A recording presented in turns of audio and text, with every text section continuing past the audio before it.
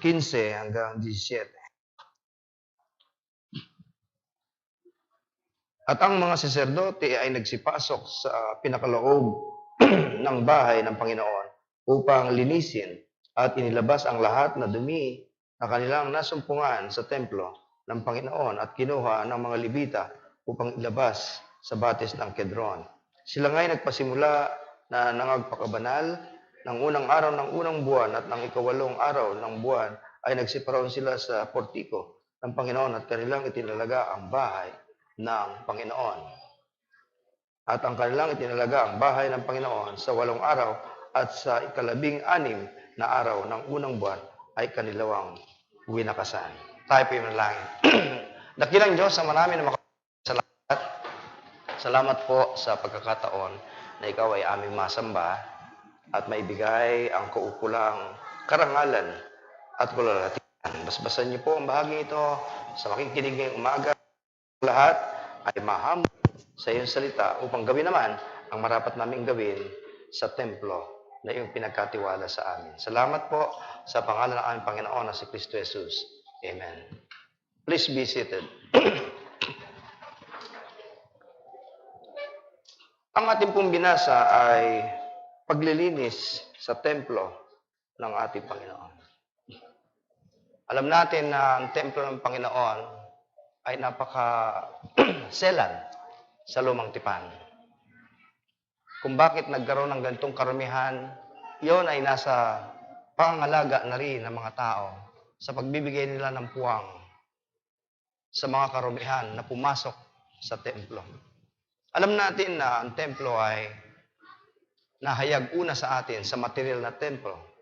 Ito po ay sa panahon ni Hari Solomon, 2 Samuel 24:18-25, sa panahon ni Zerubbabel, Ezra chapter 1:1-4, at sa panahon ni King Herod sa Bagong Tipan, Luke chapter 1:5-22.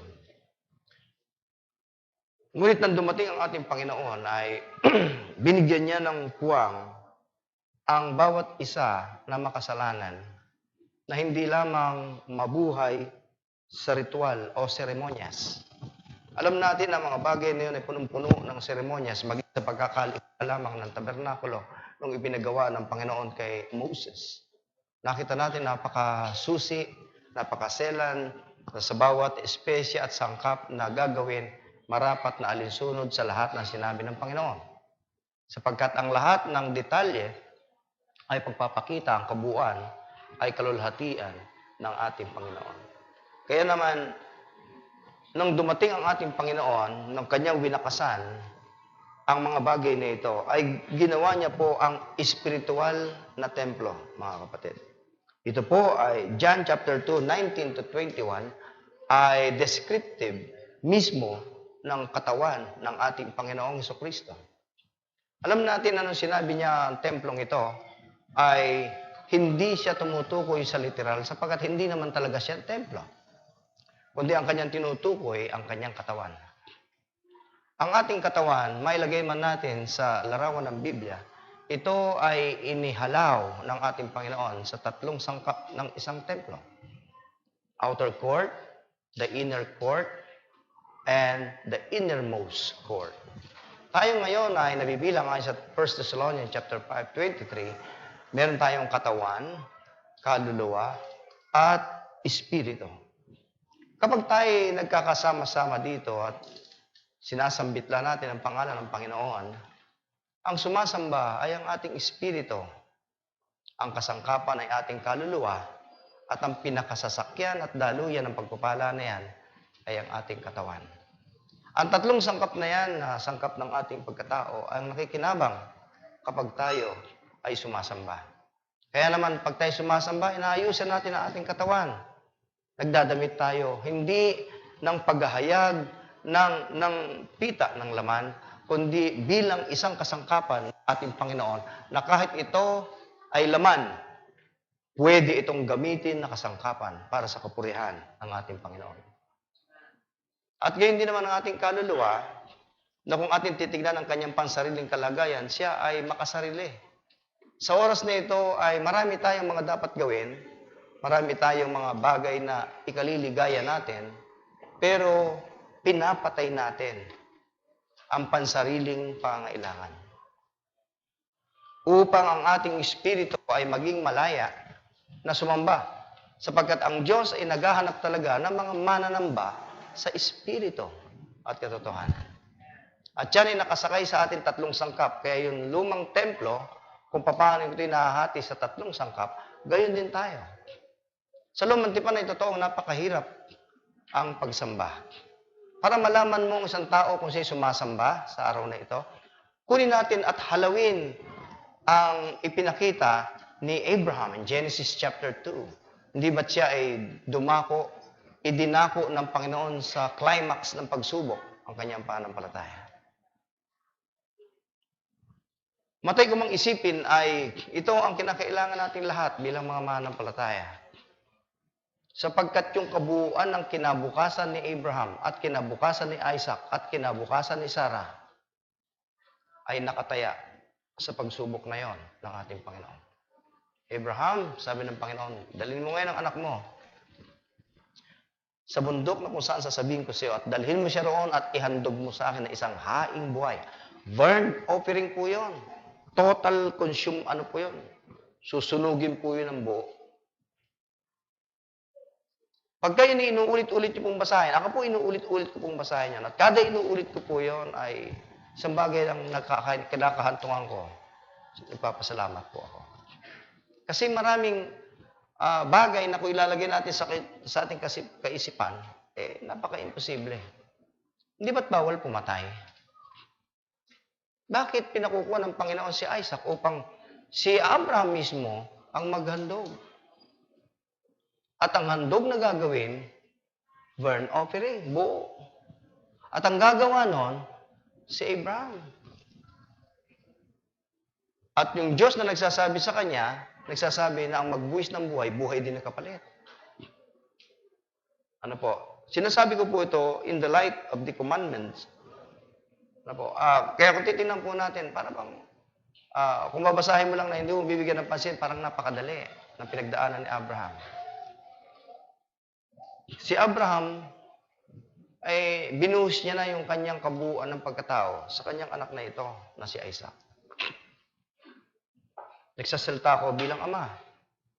Ganyan tayong mga magulang. Sila ang pangarap natin, mga anak natin, ang kabuuan ng buhay natin. Wala tayong ibang hinahangad kundi ang kapakanan ng anak natin.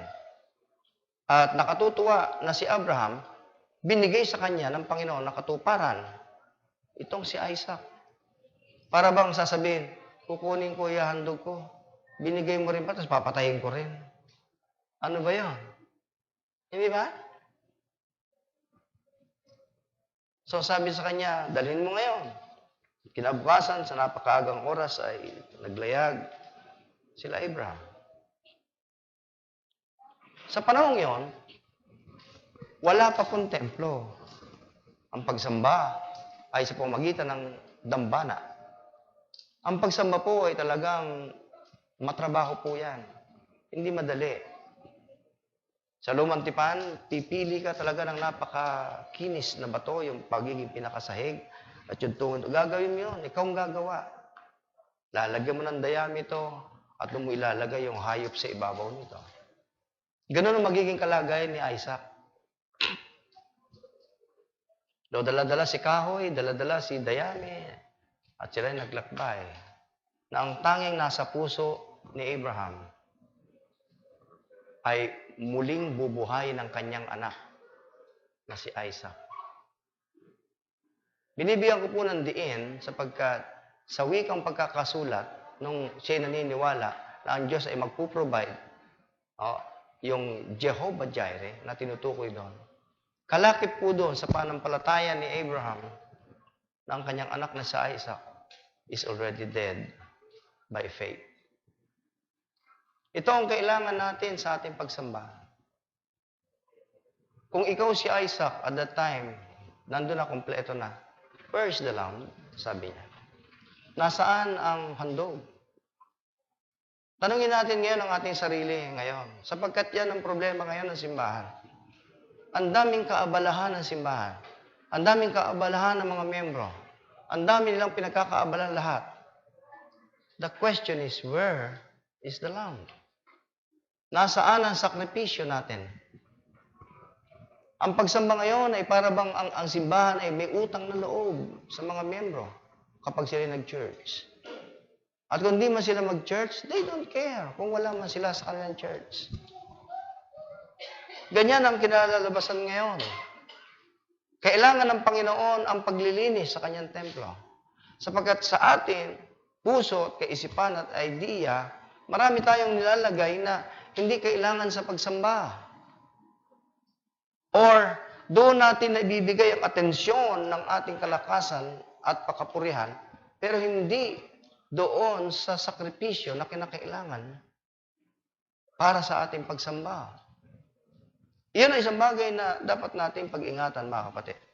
Ang ating Panginoong Jesucristo ay kanyang pinabigat ang deskripsyon ng temple, sapagkat ito ay hinalintulad niya sa kanyang sarili. Nung sinabi niya, igaba ninyo ang templong to at pagkaraan 3 araw ay muli ko itatayo. Akala ng mga kausap niya, talagang templo yung tinutukoy. Hindi nila alam na ang tinutukoy niya ay ang kanyang katawan. Amen? Ngayon, bakit niya tinukoy ito? Sapagkat gagawa siya ng templo na panibago. Isang templo na hindi gawa ng tao. Isang templo na hindi kukupas ang hangganan. Bukod sa kanyang katawan. Ito ang unang templo na kanyang inihayag. Na siya namatay, nalibing at nabuhay na maguli. Sa pamamagitan ng templong yan, na nabuhay na maguli, ang Kristiyano o ang isang makasalanan na nagsisisi, tulad din sa lumang tipan na isang makasalanan na lumalapit sa Diyos, dapat dala natin ang tunay na sakripisyo ng ating pagsamba. The greatest sacrifice is the Lord Jesus Christ. Amen? Ano pong kaugnayan nito? Madali pong sabihin na the greatest sacrifice natin ay ang Panginoon. Worship is a matter of relationship. Worship is a matter of relationship. Hindi lahat ng tao sa mundo ngayon na ginagalawan natin nakakasamba sa Diyos. Agree? Agree po kayo? Kasi no, Romans 8:16, nung tayo tumanggap sa Panginoon, ang banal na Espiritu ay dumating sa atin, doon pa lamang tayo nagsisimula ng pagpuri. Abba, Father. Praise, Father. Why? Your spirit ay alive na, buhay na. Ephesians chapter 2 and verse 1. Kung ang isang sasamba sa Panginoon ay hindi sa panuntunan na gusto ng Panginoon ng kaparaanan, siya po ba'y sumasamba? Hindi ba't siya matutulad lamang kay Cain? Si Cain sa pamagitan ng kanyang ama, sinabi sa kanya kung paano ang paglapit sa Diyos. Ano ang mga espesyal na kailangan para maluwalhati natin ang Diyos? Pero Cain insist. Pinilit niya kung ano yung alam niya na inaakala niya para makasamba siya sa Panginoon. At ang sarili niyang mga pagpapagal at hirap na siyang inihandog niya sa Panginoon. Walang masama ron kung sarili mong pagsisikap at ang iyong ihahandog. Ang punto lang doon ito, yung ba yung paraan ng Diyos? Tulad natin, ginagawa natin lahat ng ating magagawa upang purihin ang Diyos. Upang tayo matanggap ng Diyos. Ngunit, tanging daraan sa daan na si Kristo Jesus upang ang ating pagsamba matanggap. Kahit na anong pagsisikap ang gawin natin, apart from Christ, as a temple, pagkat tinawag niya ang kanyang katawan, this is the temple.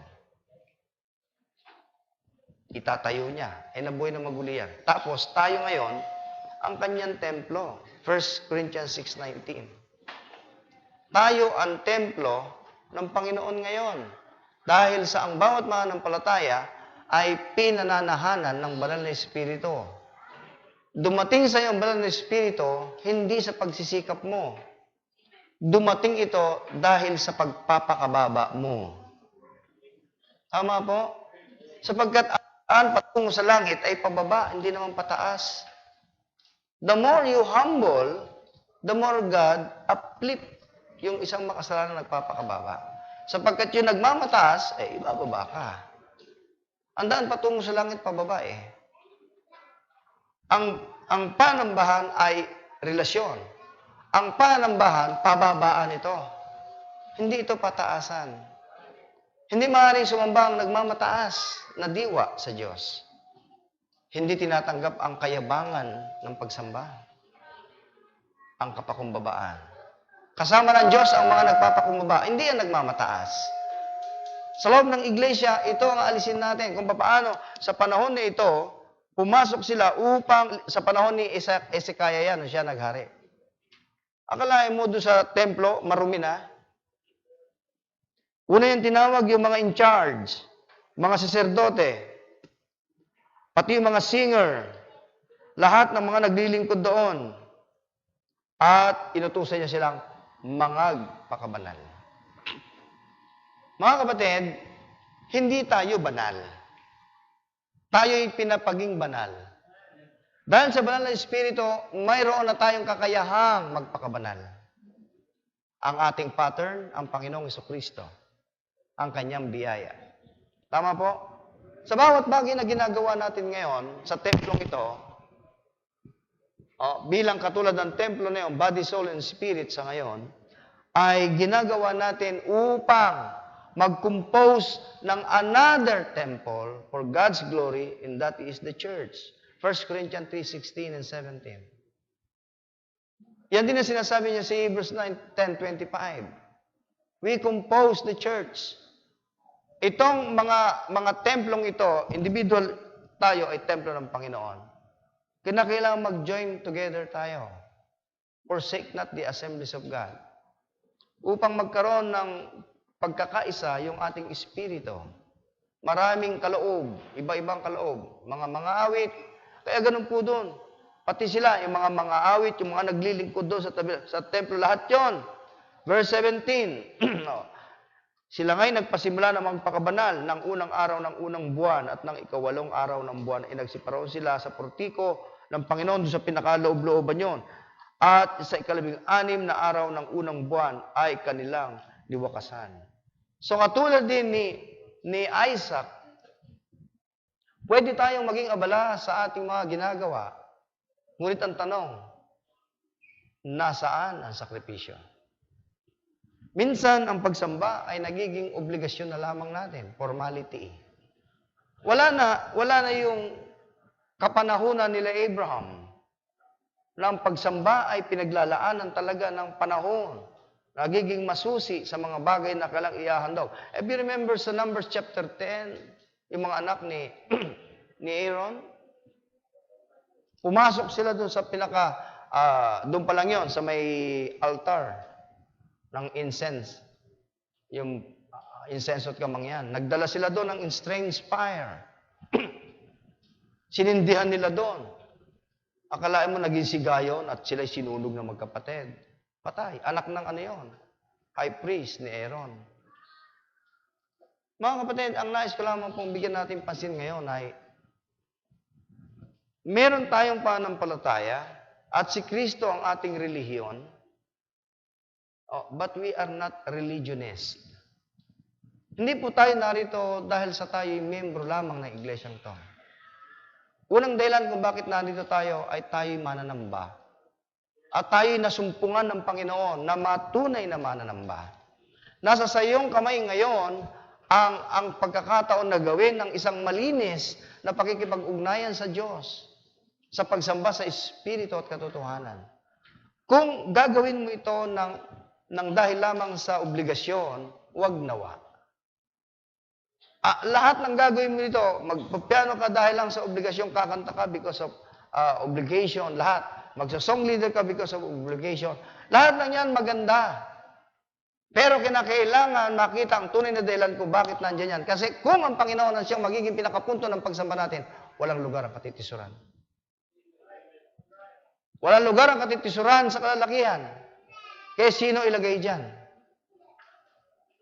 Walang lugar ang diskriminasyon ng espiritu natin sapagkat lahat ng nandito ay kasamang sangkap ng templo ng ating Panginoon. Kung paano ang bawat templo sa lumang tipan, binabalutan ng ginto, ay pagka nireview yun, talagang magtataka kayo. Ano yan? Kahoy, tapos binabalutan ng ginto. Paano nangyari yun? Alam naman natin na kaya naman nangyari yun, ay pinagkalooban ng Espiritu ang bawat gumagawa ng kaalaman kung paano gawin. Kaya nagawa nila yun. It is because of the knowledge na inilagay ng Panginoon. Hindi dun sa skill ng taong gumawa nito. Yung kahon na gano'n, kahoy yun. Tutan. Alala ko, nung nandito pa sila, Brother Wong, yan po ay ano yun? Platero. Sabi ko, Brad, kung ito bang pulpito kong to, lagyan mo ng ginto, tatalaban kaya? Para bang ibabarnis mo yun, tatalaban kaya? Sabi niya, hindi ho. Kahoy yan eh. Bakit ho? Tatalaban yan pag ginto yan. O kaya tanso. Kasi yung tanso, yun ang pinakamababang uri ng ginto. Peke nga lang, tanso. Pero kalahi pa rin. Kaya lang hindi, yun ang pinakamababa. Parang base. Parang base lang yun. Pero tinatalaban niya ng ginto. Sabi niya, tatalaban lamang ng ginto yan kung ginto rin yan. Kaya yung mga kahoy na gamit doon sa templo na tinablan ng ginto at yung mga balat ng, ang dingding noon, balat ng kambing, ng mga hayop. Niliha yon. Tapos babalutan ng ginto. Maniwala kayong kahoy pa lang, babalutan ng ginto. Hindi na ako makapaniwala. Yung pambalat ng kambing, nalalagyan mo ng ginto. Kaya pag pumasok ka doon sa loob, puro ginto yun. Ginto kasi speaks of deity. Lahat yun. Ganun to kaselan. Gagawin mo yon sa kanila noon, ng alinsunod sa gusto ng Panginoon. Pag hindi mo ginawang ganon, kamatayan eh. At doon sa pagsamba, pag hindi mo rin ginawang gayon, kamatayan eh. Ganun kaselan eh. Pero pinagtataka ko, itong mga Kristiyanong dating patay, spiritually, na binuhay, yung pagsamba sa kanila, parang patay. Oo, napipilitan, obligasyon. Mga kapatid, ang pagsamba po ay hindi obligasyon. Ito ang pinakabuhay natin bilang mananampalataya. Hindi ho tayo dapat, Kristiyano na, 10 years ka ng miyembro, ngayon sinasabihan ka na, church ka, hoy. Linggo. Kapag tawad na ako ng tawad doon sa anniversary. Kasi ganun din. Bakit daw sabi nga ni Pastor Junta, bakit ina-announce pa yung balik kayo mamayang hapon? Ilang taon na ba yung mga miyembro mo yan na sinasabihan mo bumalik ng hapon? Hanggang ngayon, hindi pa rin nila alam. Sabi ko, oo nga naman. Parang sa atin po yan eh. Worship is a matter of relationship sapagkat ang nakakasamba lang sa Panginoon ay yung mga binuhay na sa Espiritu. Yung mga wala sa Espiritu, patay po yan. Dahil sa kasalanan na kanilang taglay na nanggaling pa kay Adan at kay Eva. Kahit anong gawin mong pagsisikap dyan, hindi pinapansin yung pagsamba na yan. Kasi ang unang-unang susi ng pagsamba, makilala mo si Kristo bilang sariling tagapagligtas. Kaya nga it's a matter of relationship eh. Kailangan maugnay ko muna sa Diyos.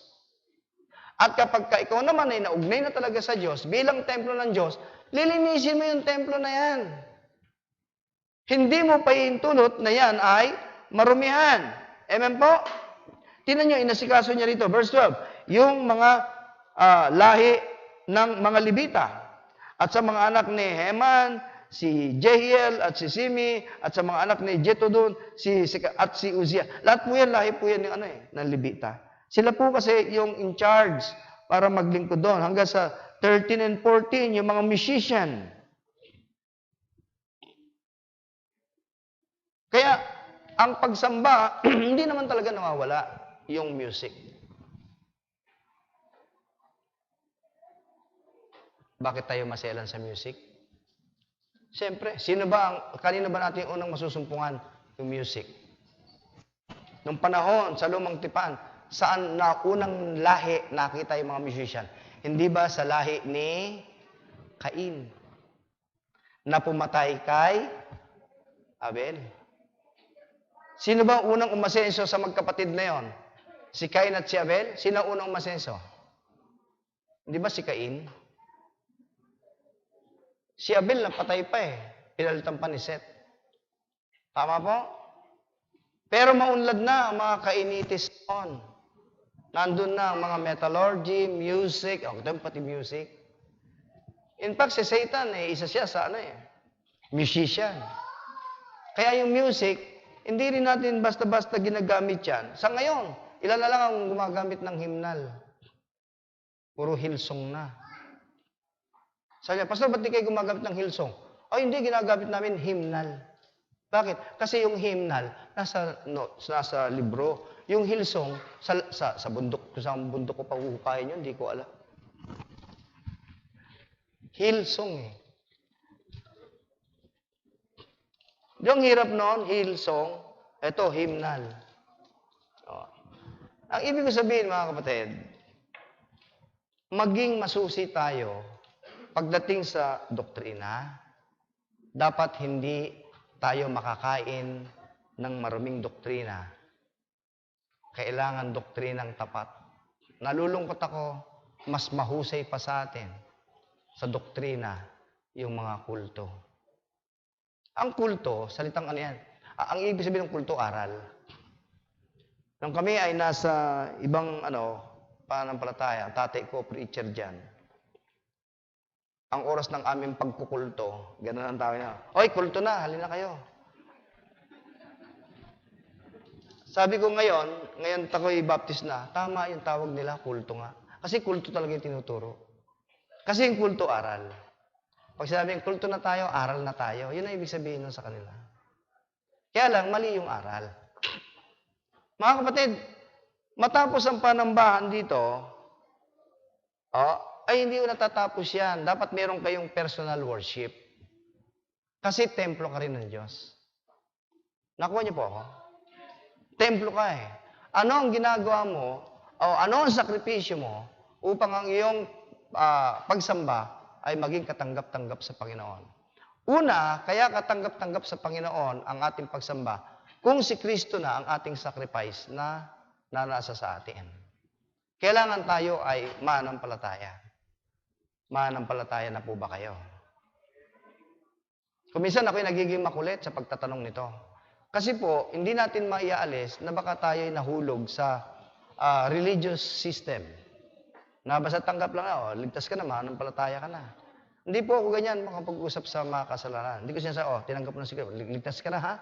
Basta tandaan mo, mananampalataya ka na ha? Hindi ho. Kinakailangan ikaw ang mag-profess niyan. Hindi ako magpo-profess para sa'yo dahil hindi ako tagapagligtas. Ako'y magtutura kung sino ang magliligtas. Ba't ko po sinasabi, saan ang mga bagay tayo dapat malinis, mga kapatid? Number 1, hindi ko pa katagalin ito, wala po akong matagal na oras. Una po, carelessness. Ano po sa Tagalog yung carelessness? Kawalang ingat. Tama po? Amen? Sa pamagitan ng pananampalataya, tayo maliligtas. Amen? Ito may amen. Kung ingat kayo. Hindi nakakapagligtas ang pananampalataya lang.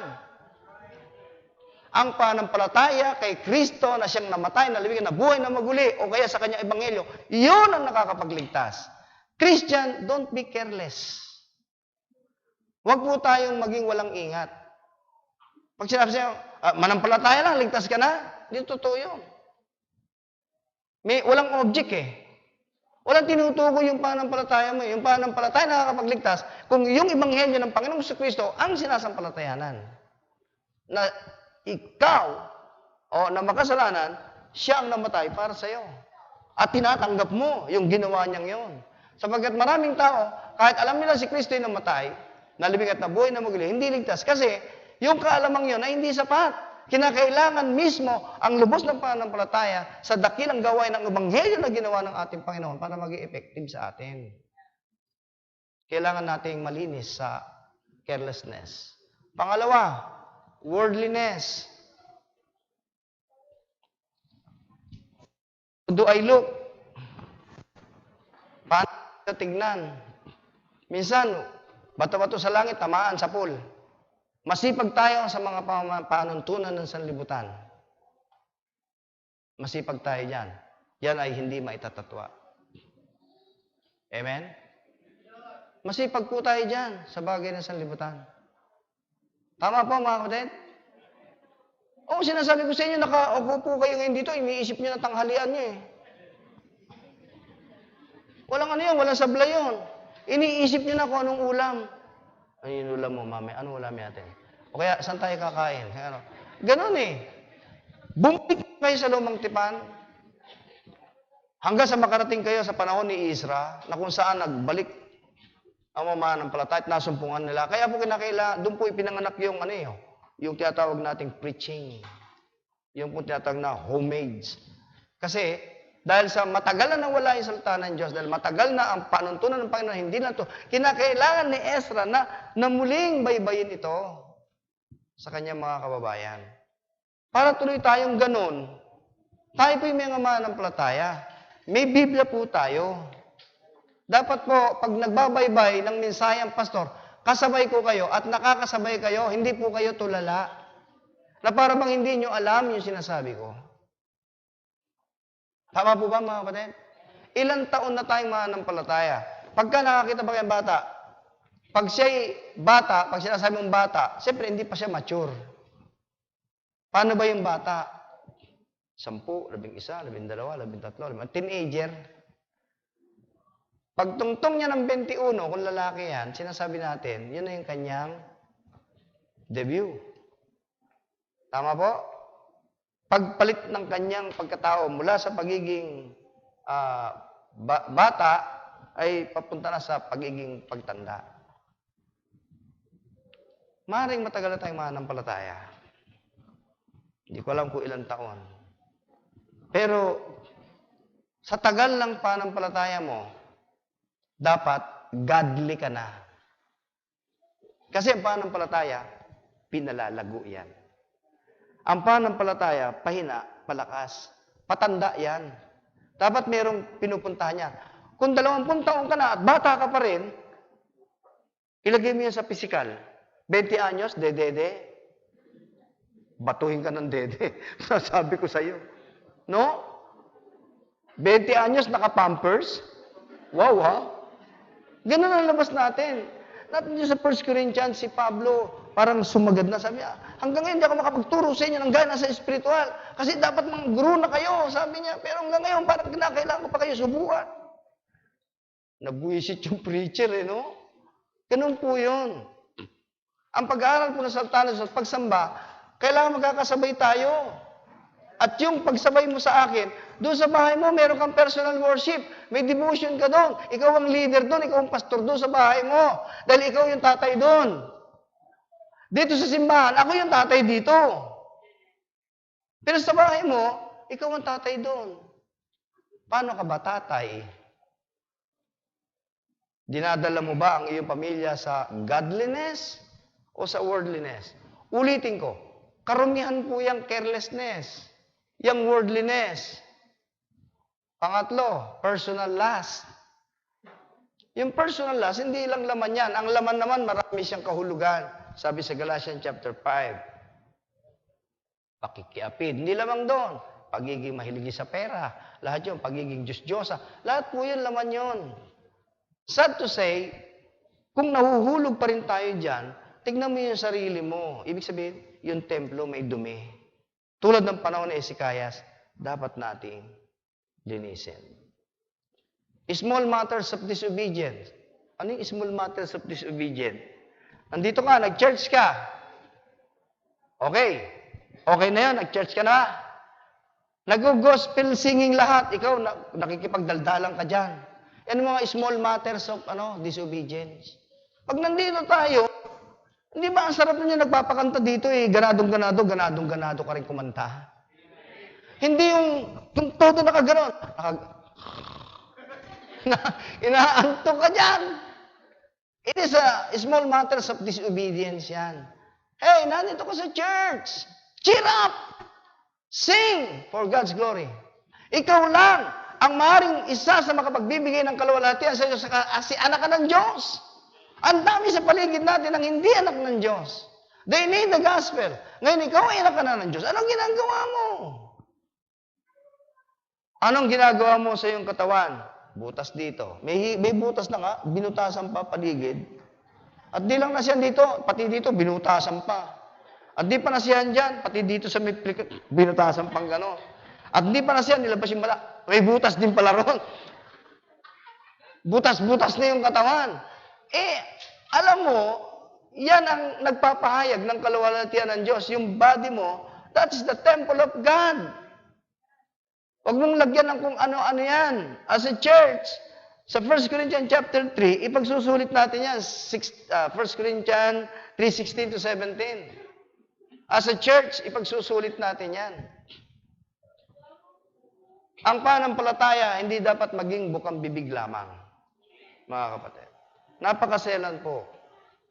Tuloy, naaakusan tayo ng iba.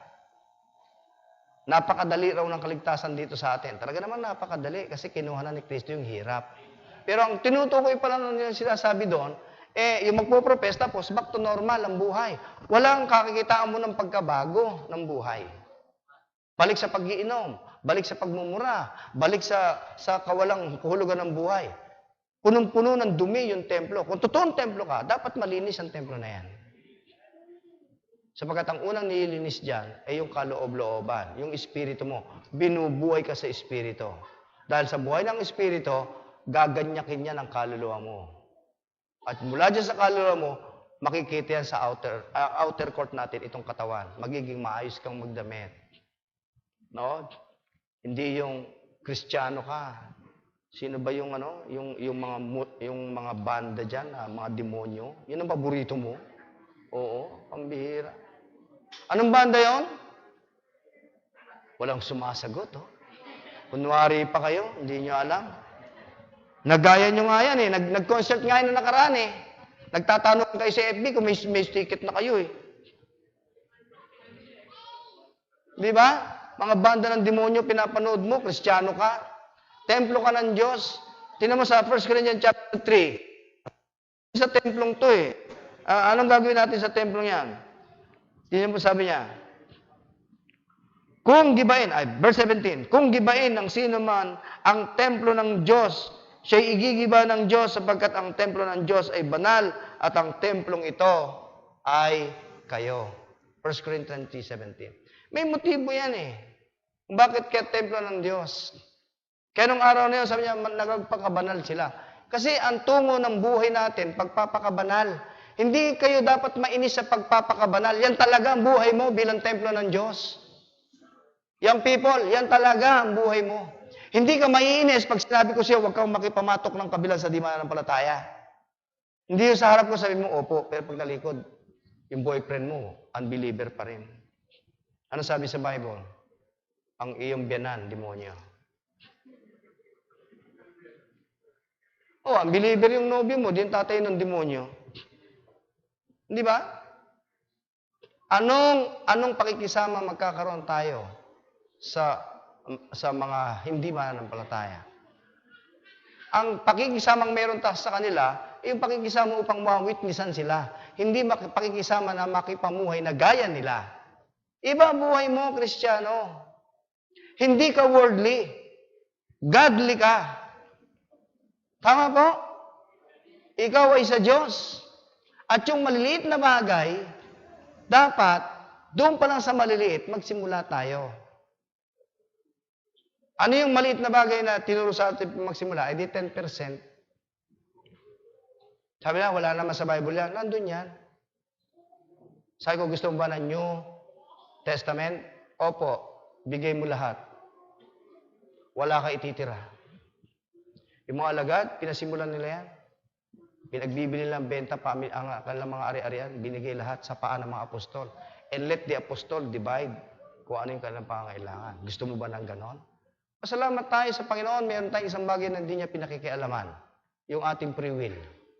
Hindi niya pinakikialaman yan. Magpasya ka, oo, pero tinitimbang niya kung paano mo ginagamit yung free will mo. Kung ang inaabuso mo siya o iyong isinasang-ayon ito sa kanyang kalooban.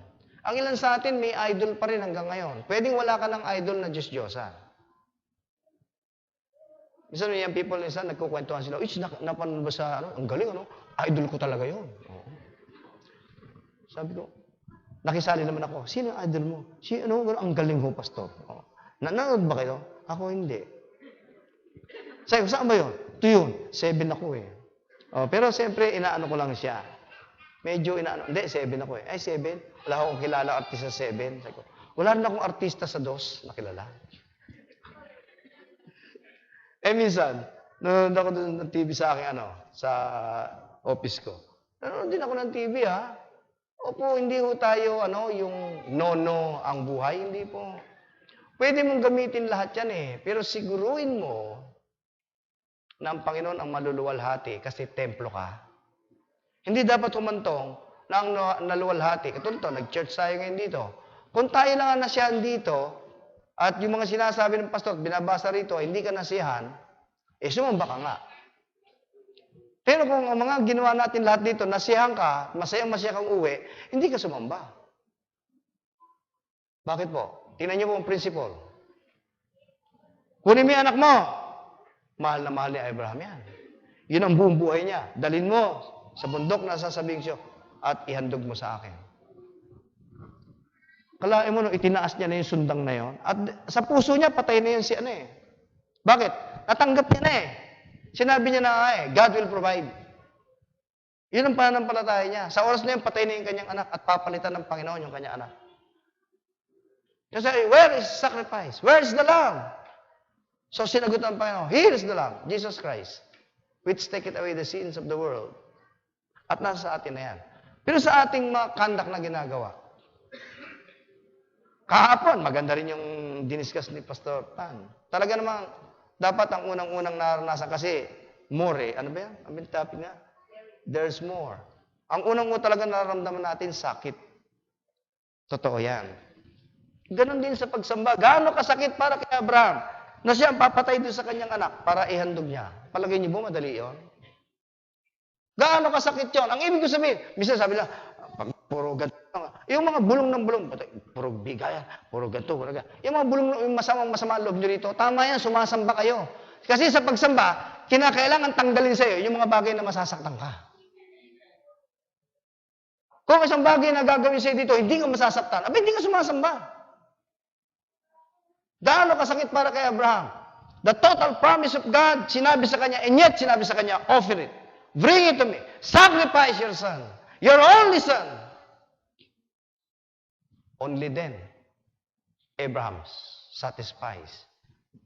Na-satisfies niya yung judge, yung justice. Nung ibinigay ng Panginoon ang kanyang kaisa-isang anak na si Kristo Jesus, yun lang ang nakapagbigay tugon para masiyahan yung hinihingi ng katarungan, ng kabayaran, ng kasalanan, kamatayan. Every time na tayo po'y sumasamba, kapatid, tingnan natin kung mga bagay na ginagawa natin. Ano ang katumbang? Ano ba? Ano yung katiwas ng carelessness? Care. Ang tagad ng care? Pagmamalasakit. Tingnan niyo mga kapatid, yung bang ating ginagawa dito, pagmamalasakit. Kung nandito kayo, sa kalalakihan, sa kababaihan, sa young people, sa junior, sa church as a whole, na nandito ka, na wala at labas yung pagmamalasakit. Wala yun.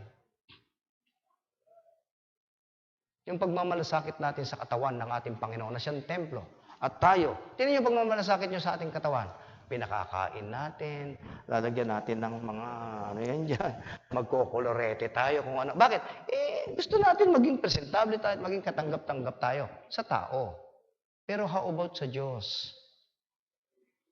Bakit mo sinabi niyang, where is sacrifice? Sacrifice, mga kapatid, pag tinignan niyo po sa dictionary, ito po ay ibinibigay na ng isang tao, gagawin mo ito kasi yun lang yung katapat nung hinihingi na nakikita mong pangailangan. Isasakripisyo mo. Nakuha niyo po mga kapatid? Isasakripisyo mo. Tama po mga kapatid? Ang Panginoong Jesucristo, sinakripisyo na ang kanyang buhay upang tayo maging anak ng Diyos. Ngayon, bakit di naman natin ibibigay ang ating buhay kung kinakailangan niyang hingin? Tanyo, walang maka-amen. Alam niyo po ba na may mga bahagi ng bansa, mga Kristiyanong pinapatay, at hindi sila umuurong dahil sa kanilang pananampalataya at handa silang mamatay? Tingnan niyo po itong kinopya ko. Ito po sa Russia to Public Declaration of Religious Faith, 1,700 residents of the city of Gorky. Ano po? Communist Russia. Sign a petition asking the government to reopen one of the city churches, the Volga River city of Gorky was once one of Russia's great religious centers. But under communism, it has been what? Destroyed. Anong ginawa ng mga tao doon? Ni-request nila na ito ay buksan muli at ang pakiusap nila ito. The 1,700 sign asked the government to allow them to use their own money and labor to repair and restore one of the city oldest churches that stood unused, crumbling, and closed. Ano kaya kung mangyari dito? Biglang maging komunista to. Isara lahat ng Baptist. Pagkala ng mga ilang Magagawa kaya nating tumayo pag sabi, request tayo sa government na buksan uli yung Grace Baptist. Meron kayang sasama? Meron kayong tatayo na, ito lang yung lang magpakilala ka naman ng palataya ka Bakit mo re-request na buksan yan? Pinagsasara nga Pinaguhuli nga sila Naging komunista nga Tapos, itong 1,700 na ito, may lakas ng loob upang hingin sa gobyerno na muling mabuksan ang kanilang iglesia. Mga kapatid, hindi tayo nakakaranas ng ganito. Napakalaya ng ating bansa. Sa sobrang laya, malaya rin hindi mag-church. Malaya rin na walang ginagawa para sa kanilang Panginoon ang mga mananampalataya. Huwag nawa pong mangyari. Kung mabilang po tayo, bilang group, bagamat hindi pa, naway isa tayo sa tatayo na mabuksan ang iglesia. Sapagkat ang iglesia, ang ating bahay ng ating pananampalataya. Amen po? At sa ating pansarili, ang ating katawan. Kaya ang ating katawan, iingatan natin kung anong ilalagay natin dito. Because the greatest and the holiest place kung saan pwede nating masumpungan ang bawat isa sa atin is a church. Hey! Church! Hindi sine. Hindi restaurant. Hindi beach. Hindi sabungan. It is the church. Alam niyo po ba na sa kabila nito, ang iglesia pa rin ang most neglected place? Ayon po sa survey na narinig ko isang araw sa DCAS, ang church pa rin at the most neglected place. Totoo, marami naman kami. Marami. Nasaan yung mas marami?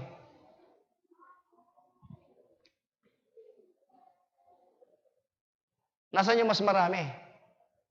Kaya marami na kami. Mas marami wala dito. Tama po? Bakit? Pwede bang masira yung Biblia? Kakaunti pa nakakasumpong. Saan? Sa makipot na daan. Mas marami ang nando sa maluwang. Maluwang yan Walang ano yung sabi ng mga young people? Walang hassle. Di ba? Walang hassle. Walang hadlang. Walang magmamando.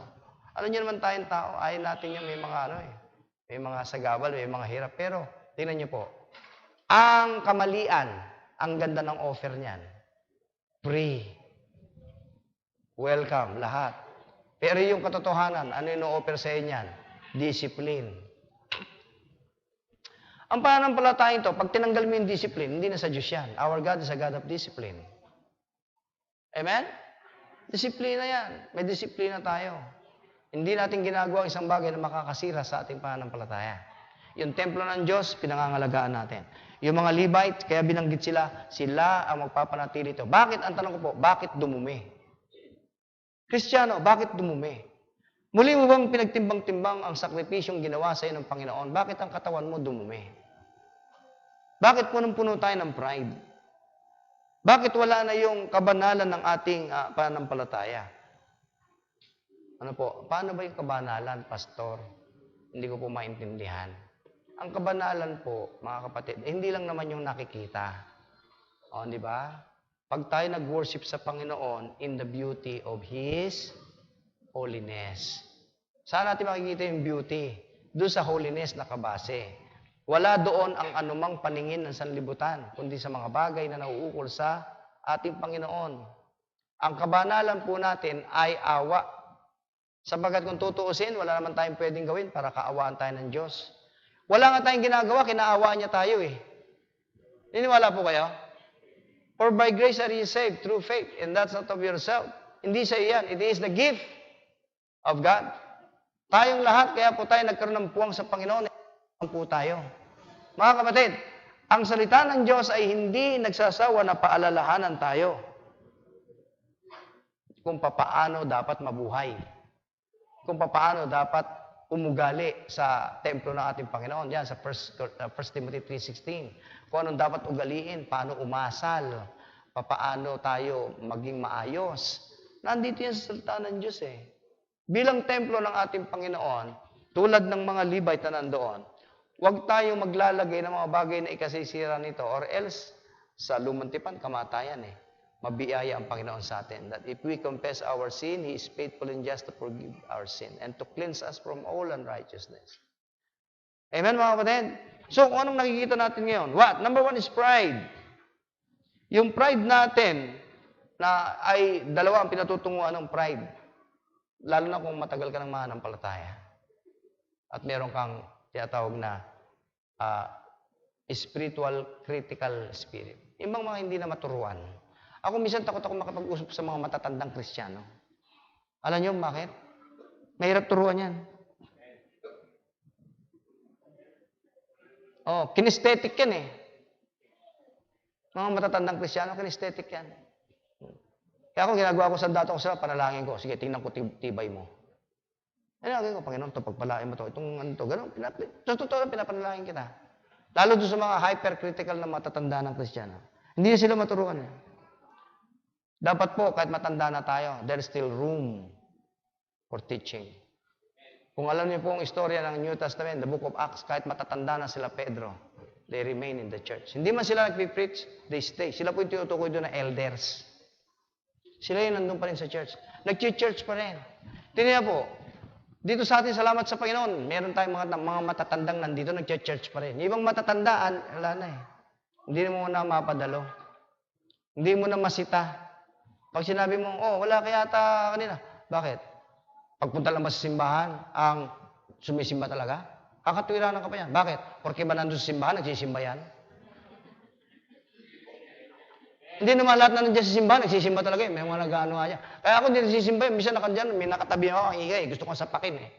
Ganun pa sasabihin sa iyo. Papapahiya ka pa pag kinausap mo ba yan eh.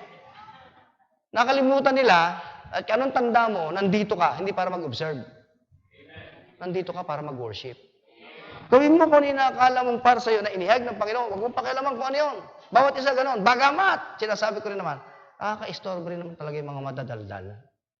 Nakaka-istorbo rin naman talaga yung nag-text dyan. Nakaka-istorbo rin naman yung daldalan dyan. Tapos isasampa pa yung paa, nasipa yung likod ng hindi pa nag-sorry. Oh, kala nyo, hindi ko alam. May mga ganyan. Sabi, Pastor, nasipa ako, hindi man lang nag-sorry. Sinumbong na tuloy sa akin. Dahil yung people yan, hindi man talaga nag-sorry. Nasipa na yung likod ng matanda. Ang dami. Kung magiging observer ka dito, sino bang hindi ma-obserbahan dito? Lahat tayo, mga makasalanan, lahat tayo nagkukulang dito. Salamat sa Panginoon. Kaya lamang napagtitibay ang mga bagay na ginagawa natin by the grace of God. Sabi ni Paul, I am what I am. Itong nagpapatibay sa ating lahat. Na tumingin sa Panginoon, looking unto Jesus, the author and finisher of our faith. At mga bagay na tungkulin dapat natin gawin. First, mga kapatid, ito. In that period of time, ilang taong ka nang mananampalataya? Ilang mga basura na natanggal mo? Natanggal mo na ba? O, ikaw ang gagawa na yun kasi malinis ka na eh. Pero yung pagsunod, ikaw ang gagawa niyan. May mga, sa buhay Kristiyano, mayroong gagawin ng Diyos at mayroong kang gagawin. Nung binuhay niya si Lazaro, no? Kung ako, sabi, inuulit-ulit ko to kasi yun ang talaga ang totoo eh. Sabi niya, kasi igulong niyo yung bato. Kung ako'y nandun, salamat lang, hindi ako nabuhay ng panahon na yun eh. Mareklamo ako eh. Sabi ko, Panginoon, bubuhayin mo pala, igulong mo na. Ang bigat niyan eh. O, di ba? Ang laki nun. Igulong nyo. Sabi si Kristo ba naggulong nun? Hindi ba yung mga tao? Kung isa ako doon sa inutusin, igulong niya yan. Panginoon naman, bubuhayin mo na. Igulong mo na. Kaya salamat sa Panginoon, nasave ako sa panahon to. Ng panahon hindi ako masisave eh. Ginulong ng mga tao. O nung nagulong na, sumigaw siya, Lazaro, come forth! 50 feet below the ground. Narinig yun ni Lazaro. Lumabas siya. tatalon-talon, nakatali ng benda eh. Ganon kasi yung mga patay nun eh. O ano sinabi niya uli? Lose him. Hindi si Lazaro ang nag-lose, yung iba. So meron tayong pagtutulungan talaga rito. Yung mga nabuhay na maguli, kaya natin sila binabasa ng salita ng Diyos, tinatanggal natin yung kanilang benda. Tayo na nakakaunawa, tayo yung nag-aalis ng benda. Sinabi ng Panginoon, okay ka na, Lazaro, bahala ka na, tanggalan mo ng benda yung sarili mo dyan, ha? Ano kaya ka nag-aalisan ng mga tao doon, si Lazaro, hindi tinutulungan. Ganun po tayo, magtutulungan po tayo, natulungan yung kapatid na tanggalin yung benda. Yung mga benda speaks of death. Yung mga death works na ginawa natin. Tutulungan natin yung ating mga kapatid. Meron pong ganyan. Di ba sinabi, huwag tayong manghinawa sa paggawa ng mabuti, lalong-lalo na sa mga kasambahay sa pananampalataya. Tama po? Meron po tayong gagampanan sa templo. Yung mga Levites mo, may mga tagalagay nung tinapay. 24 hours yun, titingnan nila kung yung tinapay okay. Meron ng mga Levites na titingnan lang kung may langis yun, yung lampara. May mga Levites na titingnan lang kung yung dambana, meron ba dong tamang mga especia na kinakailangan para pag may maghahandog dong, may magagamit. Ganon din po sa titingnan natin yung kasangkap, yung templo natin, okay ba? Sasamba ako sa Panginoon, okay ba? Sa aking pakikipagkapwa, okay ba? O kung hindi naman, o kapatid, tingin mo, okay ba? Kayo ba nagagawin niya? Okay, ano ba? Ano sa palagay mo sa akin? Meron kaming ganyang laro noon eh. Personality, breaking personality. Hindi lang yung sinusulong. Yung talagang tinatanong. Meron kaming laro noon, magtatakip lang kayo. Tapos sasabihin, ikaw, Brother Bear, suplado ka, mayabang ka. Gano'n lang kami. Kaya sabi ko sa mga people, baka hindi nyo kaya, huwag nyo gawin. Kaya gagawin nyo lang gano'n. Meron pong gano'n. Maganda yung healthy yun eh. Yung akala mo kasi good ka na. Tapos tatanungin mo, anong tingin mo para sa akin? Bigla sasabihin siya, yabang mo. Bigla kang parang hindi ka makakapagsalita. Di ba? Kaya yun po yung napakasarap na salita ng Diyos. Kung itong salamin natin, huwag mo siyang titignan talagang ikaw. Titignan niya talagang sarili niya. Titignan niya lang doon sa unang pagkakatawag sa kanya, itong kalagayan niya. Tapos kakalimutan niya. Hindi kapatid, totoong napatawad na tayo sa ating lumang pagkatao. Pero meron tayong pagkakataon na ang ating bagong pagkatao. Ano sabi? Isuot ninyo ang yung bagong pagkatao. Hubarin yung luma. Huwag mong pahubad, ikaw maghubad. Yung pating yun, ikaw maghuhubad. Hubarin mo yung luma, magsuot ka ng bago. Katulad din, may mga pagkakataon naman na kailangan natin ng kapatiran. Kaya nga, huwag natin pabayaan ng pagkakatipon tayong mga aralan. Sa pag-aaralan, doon natin sinasabihan, kapatid, ganito, ganito. Sasabihin mo naman yung pagmamahal. Kasi, yun ang sabi sa Colossians 3:16, ang pag-ibig ng Panginoon na siya maghahari sa atin. Hindi galit, hindi pagtatanim, kundi yung pagmamahalan na magkapatid tayo sa Panginoon na walang ibang pwedeng tumulong tayo, kundi tayo rin. Sapagkat ang church, this is the most holy place kung saan pwede natin takbuhan sapagkat ang church po, it is a place of refuge. It is like a hospital na ang bawat Kristiyano nag-church dito, may sakit, may karamdaman na dapat matugunan. Tayo bilang magkakapatid ay kasangkapan ng Diyos upang tugunan ang pangangailangan ng kapatid na yan. Hindi upang itaboy sila at pabayaan sila. Tingnan niyo mga kapatid. Si Abraham ba, nabigyan niya ba ng kaluguran ng Diyos? Yes, God declare na tinanggap niya. Nung sasaksakin niya na, Abraham, tigil mo yan. Naku, ang sarap nun. Ang sarap pakinggan nun. Siya, Abraham, wag mong, ituloy yan. Wag mo ituloy, wag mong saktan ang anak mo. Tumingin ka ron, may tupa doon, nakasabit yung Yung pananampalataya niya, yun ang nangyari. God provides. Kung gano'n ating pananampalataya, hindi natin sabihin, God provides. Hinihintay mo. God provides Hinihintay niya yung tawagin siya gawin mo na ng walang batol. Yung bagay na yon at hintayin mo talagang tawagin ka sa Diyos natin sa puso tumitingin. Hindi sa ating panglabas na kanya. Mga kapatid, huwag po tayong magbaka sakali. Gawin natin ng may buong pagtatapat ang mga bagay na inuutos ng Panginoon at siyang maggagantimpala sa bagay na ating nanasa. Amen po mga kapatid. So, sa mga kaibigan namin na wala pa sa Panginoon, Ang Panginoon nag-provide ng tagapagligtas. Ito ay si Kristo. Mga kapatid, tayo po ang templo ng Diyos. Unang-unang wag na dumi na dapat natin tanggalin. Carelessness. Huwag po tayong walang pakialam sa ating mga ginagawa na parang darating at aalis lang. Bigyan natin ng pansin. Sana po ba tayo? May kalaguan na ba tayo? Pag may dumarating na pagsubok, ano attitude natin? Let's clean this temple. Have you remember Jesus Christ? Dumalaw siya sa templo. Ano nakita niya? Naging money changer nandun. Sabi niya, nako, nagalit.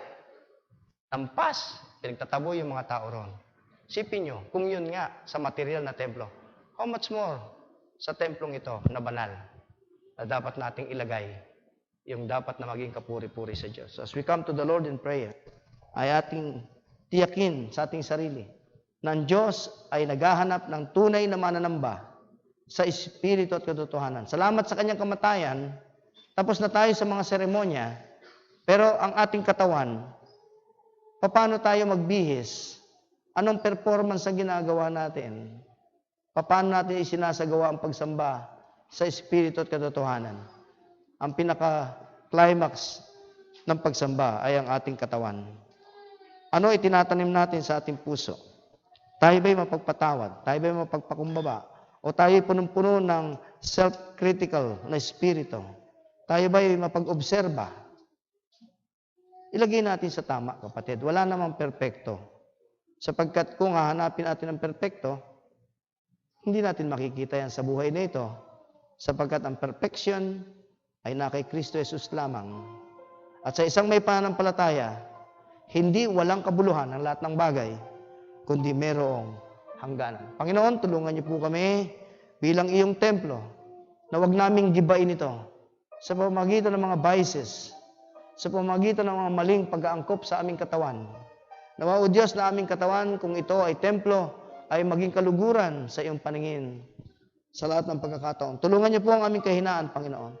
Palakasin niyo po kami na lalo pa namin mapagtibay sa pagpapakarubdob ng iyong salita. Salamat po, Ama, sa umagang to. Kayo ang mataas, kayo po ang bigyan ng kapurihan. Sa pangalan ng aming Panginoon na si Kristo Jesus. Amen.